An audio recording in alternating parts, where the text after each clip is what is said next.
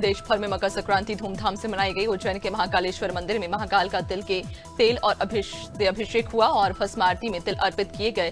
तिल के लड्डुओं का भोग भी लगाया गया। प्रयागराज में 15 लाख श्रद्धालुओं ने गंगा यमुना संगम में स्नान किया। प्रधानमंत्री ने अपने आवास पर गायों को चारा खिलाकर पर्व की खुशियों में हिस्सा लिया।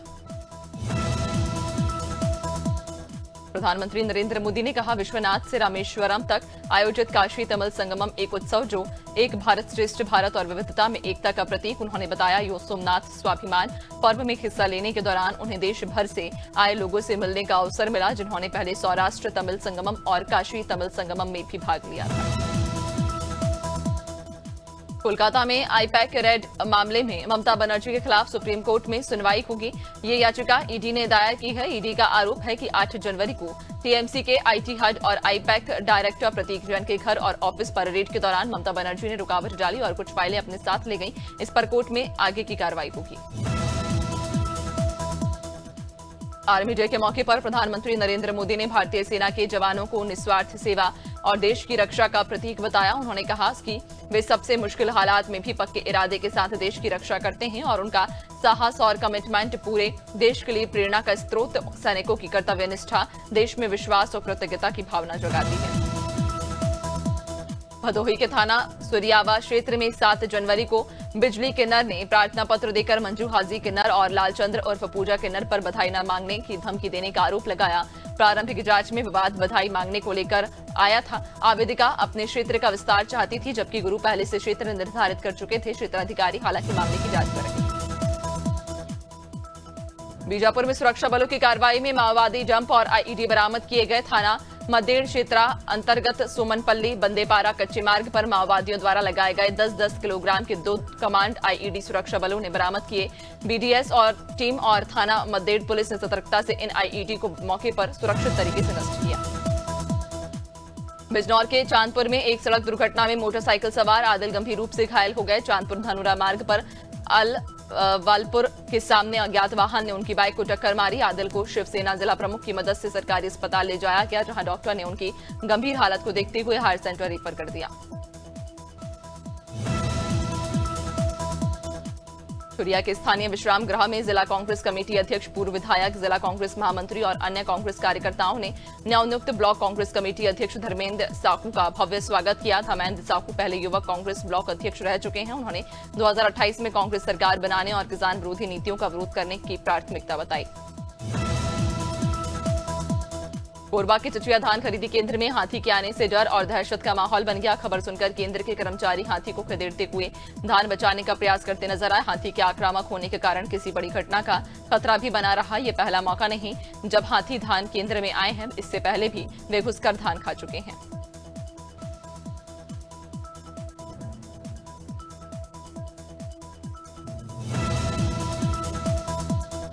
उत्तर प्रदेश के बाराबंकी में नेशनल हाईवे 731 के टोल प्लाजा पर फास्टैग विवाद में बाउंसरों ने एक वकील की बेरहमी से पिटाई कर दी। घटना के विरोध में बड़ी संख्या में वकील हादरगढ़ कोतवाली पहुंचे और दोषियों पर कार्रवाई की मांग की। पुलिस ने तुरंत मुकदमा दर्ज कर एक बाउंसर को गिरफ्तार किया, जबकि अन्य की तलाश जारी है।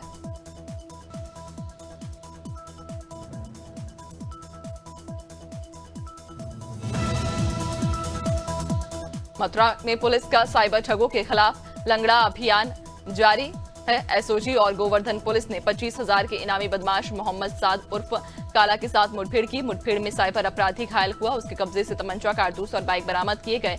मोहम्मद साद जंगल और खेतों में बैठकर फर्जी अधिकारी बनकर लोगों को कॉल कर लाखों की ठगी करता था। मेरठ के सरधना क्षेत्र में एक सप्ताह पूर्व हुए रोहित हत्याकांड का मामला फिर तूल पकड़ गया है। राजनीतिक दलों और सामाजिक संगठनों की सक्रियता के चलते तनाव बढ़ गया। पुलिस ने मृतक के रिश्तेदारों के घर के बाहर बैठे लोगों को हटाने का प्रयास किया, जिससे स्थिति बिगड़ गई और धक्का मुक्की हुई। कड़ी मशक्कत के बाद पुलिस ने हालात पर काबू पाया।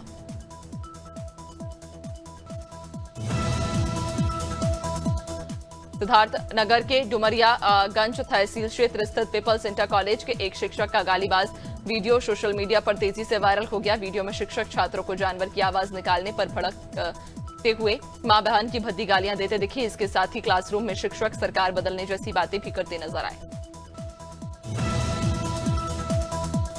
सोनभद्र के कोन तिलगुड़वा मुख्य मार्ग पर कुछ बदमाश महिला का भेष धारण कर रात में वाहनों को रोककर लूट की घटनाएं करते थे। पुलिस को सूचना मिलने पर टीम ने दबिश दी। पुलिस को देखकर बदमाश जंगल की ओर भागे और पुलिस पर फायरिंग भी की। आत्मरक्षार्थ जवाबी फायरिंग में एक आरोपी घायल हो गया, जबकि उसका साथी फरार हो गया। वृंदावन में पुलिस ने मुठभेड़ के दौरान महिला श्रद्धालुओं से छिनैती करने वाले 3 शातिर बदमाशों को गिरफ्तार किया। जवाबी फायरिंग में सभी घायल हुए और जिला अस्पताल भेजे गए। मुखबिर की सूचना पर गौग्राम चौराहे से दोहरेरा के समीप घेराबंदी की गई। पुलिस ने 3 तमंचा बाइक, 2 मोबाइल और नगद रुपए बरामद किए।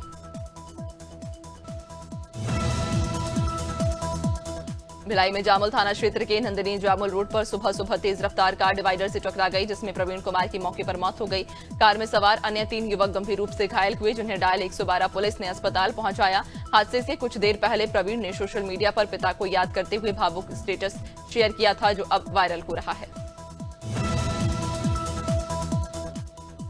धमतरी जिले के बालका और महानदी के संगम तट पर देवपारा सिहावा में 5 दिवसीय कर्णेश्वर मेला महोत्सव की तैयारियां जोरों पर हैं। ट्रस्ट की बैठक में सदस्यों को अलग अलग विभागों की जिम्मेदारी सौंपी गई। ये मेला 1 से 5 फरवरी तक आयोजित होगा और माघी पूर्णिमा से परंपरागत पूजा अर्चना, रात्रि से शाही स्नान और आस्था की डुबकी के साथ शुरू होगा। गाजीपुर के मरदहा क्षेत्र में पिपनार ग्राम सभा के ऐतिहासिक बुढ़वा बाबा मंदिर में मकर संक्रांति के अवसर पर वार्षिक मेला आयोजित हुआ। लगभग 150 साल पुरानी परंपरा में इस वर्ष भी हजारों श्रद्धालु और ग्रामीण शामिल हुए। सुबह से मंदिर में दर्शन पूजन के लिए लंबी कतारें रहीं। मेले में बच्चों के खिलौने, मिठाइयां और घरेलू सामान की दुकानों पर भारी भीड़ देखी गई।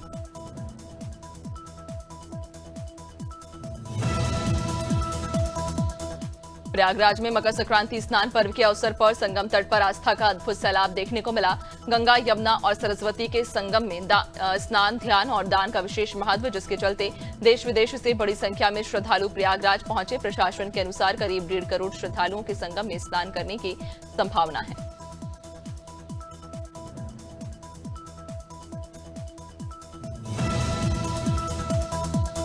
टीकमगढ़ के पलेरा विकासखंड अंतर्गत ग्राम टौरिया में जिला कलेक्टर विवेक क्षेत्रीय ने शासन की मंशा के अनुरूप जन चौपाल का आयोजन किया। जन चौपाल का उद्देश्य ग्रामीणों की समस्याओं को उनके गांव में ही सुनकर त्वरित निराकरण सुनिश्चित करना रहा। चौपाल के दौरान कलेक्टर क्षेत्रीय ने ग्रामीणों से सीधा संवाद किया। भोपाल के बारसिया थाना क्षेत्र में ट्रैक्टर ट्रॉली और लोडिंग वाहन के बीच आमने सामने जोरदार टक्कर हो गई। इस दर्दनाक हादसे में 5 लोगों की मौके पर मौत हो गई, जबकि 12 लोग घायल हो गए। घायलों में से कुछ की हालत गंभीर बताई जा रही है। बारसिया टीआई वीरेंद्र सेन ने बताया कि लोडिंग वाहन में सिरोंज के एक ही परिवार के 15 लोग सवार थे। टहरी गढ़वाल के देवप्रयाग विधानसभा क्षेत्र अंतर्गत कीर्तिनगर स्थित रामलीला मैदान में आयोजित शहीद नागेंद्र सकलानी और मोलू बरदारी स्मृति मेला विकास मेले के तीसरे दिन सांस्कृतिक कार्यक्रमों ने दर्शकों को मंत्रमुग्ध कर दिया। मेले में स्कूली छात्र छात्राओं और स्थानीय कलाकारों की प्रस्तुतियों के साथ लोक कलाकारों के गीतों ने समा बांध दिया। महासमुंद और गरियाबंद जिले की सीमा पर स्थित हथखोज गांव में मकर संक्रांति के अवसर पर आस्था का अनोखा दृश्य देखने को मिला। महानदी तट पर स्थित सप्तधारा संगम में सरगी, केशवा, बघनई, सूखा नदी, पैरी, सोंडूर और महानदी का संगम होता है। इस पावन अवसर पर यहां हर साल घोंडुल मेला आयोजित किया जाता है, जिसमें हजारों श्रद्धालु शामिल होते हैं। मकर संक्रांति के पावन पर्व पर गंजबासौदा समेत विदिशा के पवित्र बेतवा घाटों पर श्रद्धालुओं ने आस्था की डुबकी लगाई। पर्व को लेकर सुबह से ही घाटों पर श्रद्धालुओं की भारी भीड़ देखने को मिली। लोग तड़के से ही स्नान, पूजा अर्चना और दान पुण्य के लिए बेतवा नदी के घाटों पर पहुंचने लगे। धार्मिक मान्यता के अनुसार मकर संक्रांति पर पवित्र नदियों में स्नान करने से पुण्य की प्राप्ति होती है। बुलंदशहर के सियाना तहसील में गढ़ रोड स्थित आनंदा मिल्क प्लांट पर इनकम टैक्स विभाग की छापेमारी हुई। टीम ने प्लांट के अंदर लेखा जोखा खंगाला और कई फाइलें जब्त की। सूत्रों के अनुसार आईटी अधिकारियों को मिल्क प्लांट के खाते और दस्तावेजों में ऐसे सबूत मिले जिनकी जांच की जा रही है। मीडिया और बाहरी लोगों को प्लांट में प्रवेश की अनुमति नहीं दी गई। हल्द्वानी में उत्तरायणी पर्व के अवसर पर पर्वतीय उत्थान मंच की ओर से भव्य शोभा यात्रा निकाली गई, जिसमें आस्था और श्रद्धा का अद्भुत संगम देखने को मिला। शोभा यात्रा के दौरान पहाड़ की लोक संस्कृति, परंपराएं और पर्व त्योहार जीवंत हो उठे। शोभा यात्रा में गोलजीव की जयकारों से वातावरण भक्तिमय बना रहा।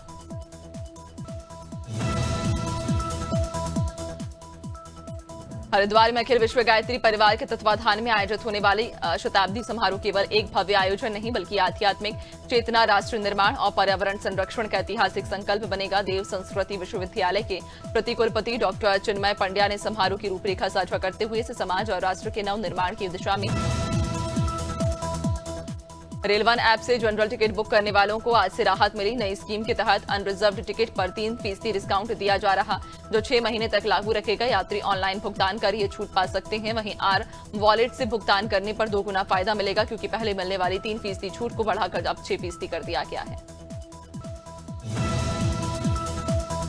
सोने चांदी की कीमतों ने लगातार अब नया रिकॉर्ड बनाया। आईबीजे के मुताबिक 1 किलो चांदी 14,480 रुपए और उछलकर 2,77,512 रुपए पर पहुंच गई, जबकि 3 दिन में इसमें 34,000 रुपए से ज्यादा की तेजी आई। सोना 24 कैरेट 10 ग्राम के हिसाब से 1,42,000 पर बंद हुआ, जो अब तक का उच्चतम स्तर है।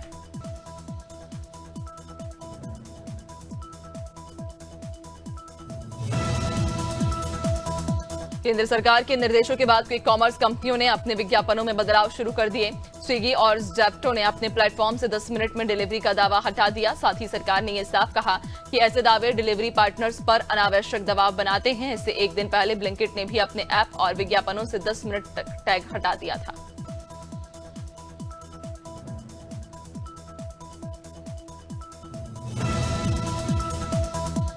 दिसंबर में थोक महंगाई दर में तेज उछाल दर्ज किया गया। खाने पीने की चीजों के दाम बढ़ने से WPI बढ़कर 0.83% पर पहुंच गई, जो पिछले 8 महीनों का सबसे ऊंचा स्तर। नवंबर में थोक महंगाई -0.32% थी, जबकि अक्टूबर में यह -1.21% पर आ गई थी। वाणिज्य मंत्रालय ने इससे महंगाई के ताजा आंकड़े जारी किए हैं। दुनिया की दूसरी सबसे बड़ी अर्थव्यवस्था चीन ने 2025 में नया रिकॉर्ड बनाया। दुनिया भर के बाजारों में चीनी सामान की मजबूत पहुंच के चलते चीन का ट्रेड सरप्लस पहली बार $1.19 ट्रिलियन के पार पहुंच गया। ये 2024 की तुलना में करीब 20% ज्यादा। दिसंबर अकेले चीन के लिए बेहद सफल रहा, जब 114.14 बिलियन डॉलर का सरप्लस दर्ज किया। आईटी कंपनी इन्फोसिस का तीसरा तिमाही में मुनाफा सालाना आधार पर 2.2% घटकर 6,654 करोड़ रहा। पिछले इस साल इसी तिमाही में कंपनी ने 6,806 करोड़ का शुद्ध लाभ कमाया था। हालांकि ऑपरेशन से होने वाला रेवेन्यू करीब 9% बढ़कर 45,459 करोड़ पहुंच गया। बेहतर प्रदर्शन के चलते कंपनी ने पूरे वित्त वर्ष के लिए रेवेन्यू ग्रोथ अनुमान बढ़ा दिया। विराट कोहली ने न्यूजीलैंड के खिलाफ वनडे क्रिकेट में बड़ा रिकॉर्ड अपने नाम कर लिया है। 23 रन की पारी में पहला रन बनाते ही उन्होंने सचिन तेंदुलकर को पीछे छोड़ दिया। सचिन ने न्यूजीलैंड के खिलाफ 1750 रन बनाए थे, जबकि विराट के नाम अब 1773 रन हो गए। ओवरऑल रिकॉर्ड ऑस्ट्रेलिया के रिकी पेंटिंग के नाम है।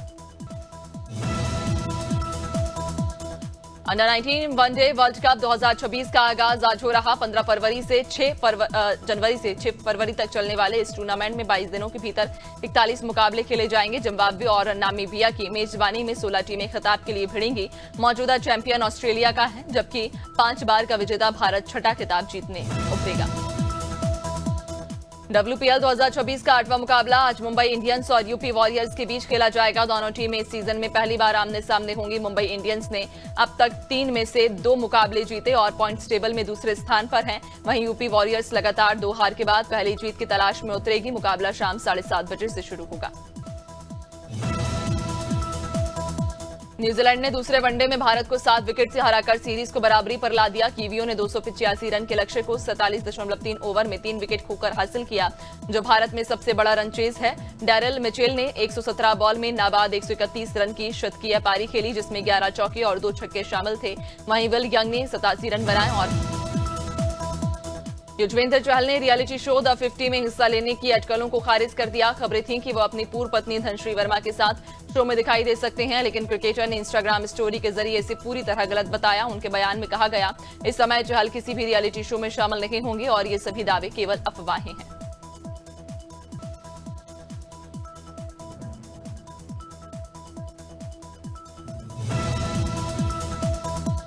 फिल्म हैप्पी पटेल की स्पेशल स्क्रीनिंग पर आमिर खान का अलग ही अंदाज देखने को मिला। वो अपनी गर्लफ्रेंड गौरी स्प्रेट के हाथ थामे पहुंचे और पपराजी के सामने जमकर पोज भी दिए। किरण राव से तलाक के बाद आमिर की लव लाइफ चर्चा में रहती है और गौरी के साथ उनकी मौजूदगी ने एक बार फिर सुर्खियां बटोरी। आमिर खान प्रोडक्शन की यह फिल्म जल्द रिलीज होने वाली है।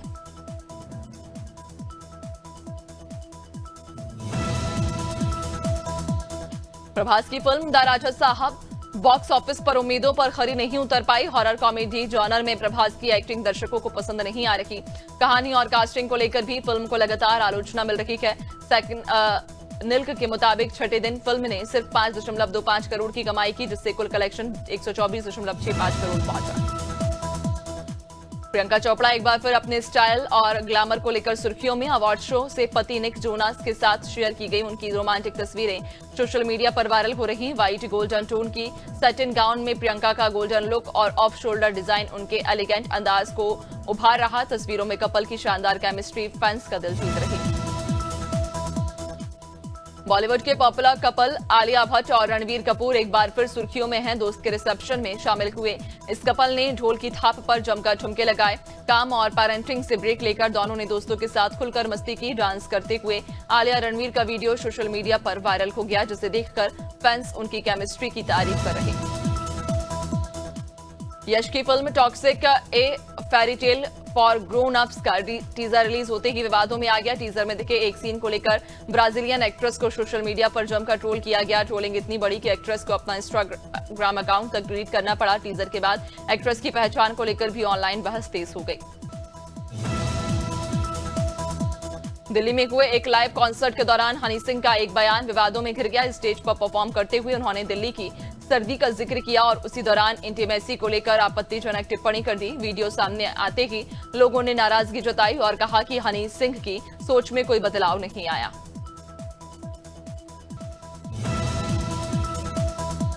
राजस्थान में बर्फीली सर्दी और शीतलहर जारी। गुरुवार सुबह सीकर और अलवर में खेतों और गाड़ियों पर बर्फ जमी, जबकि न्यूनतम तापमान -3 डिग्री सेल्सियस तक गिर गया। कई इलाकों में पाले से फसलें खराब होने की आशंका। मौसम विभाग ने 6 जिलों में शीतलहर का अलर्ट जारी किया। 16 जनवरी से तापमान में बढ़ोतरी और 19 जनवरी से हल्की बारिश की संभावना है। मध्य प्रदेश में सर्द हवा के चलते ठिठुरन बढ़ गई। शहडोल और कटनी में पारा 5 डिग्री सेल्सियस से नीचे दर्ज किया गया। ग्वालियर और भोपाल में भी रातें बेहद ठंडी रही। मौसम विभाग के अनुसार 16 जनवरी से हिमालयी क्षेत्र में वेस्टर्न डिस्टर्बेंस एक्टिव होगा, जिससे 3 से 4 दिन बाद प्रदेश में मावठा यानी बारिश की संभावना है।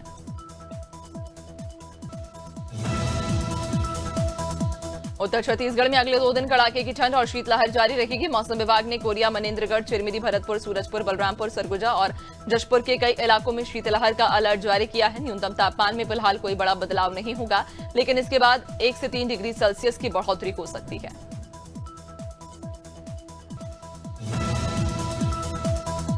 उत्तर प्रदेश के 30 जिलों में घना कोहरा और कड़ाके की ठंड जारी। मेरठ में कोहरे के चलते कई कारें टकराईं, जबकि गोरखपुर, लखनऊ समेत 50 से ज्यादा ट्रेनें लेट हैं। आगरा, बरेली, गाजियाबाद, गोंडा, हाथरस और संभल में विजिबिलिटी 10 मीटर से भी कम रही। रात का पारा 3.1 डिग्री सेल्सियस तक गिर गया, जो शिमला और जम्मू से भी कम है। पंजाब और चंडीगढ़ में घना कोहरा और शीतलहर छाई रही। मौसम विभाग ने अगले 2 दिन शीतलहर की चेतावनी दी। हिमाचल प्रदेश में अगले 5 दिन तक ऊंचे पहाड़ों पर बर्फबारी और मध्यम ऊंचाई वाले इलाकों में हल्की बूंदाबांदी होने का पूर्वानुमान। पंजाब में शीतलहर और घने कोहरे के लिए ऑरेंज अलर्ट जारी किया गया।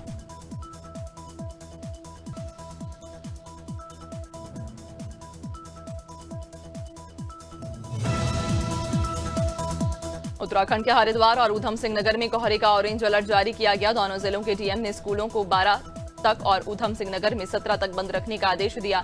नैनीताल, चंपावत, पौड़ी और देहरादून में येलो अलर्ट है। पहाड़ों में पाले की मोटी परत पड़ने की संभावना। 16 से 20 जनवरी तक बारिश और बर्फबारी की चेतावनी भी जारी की गई।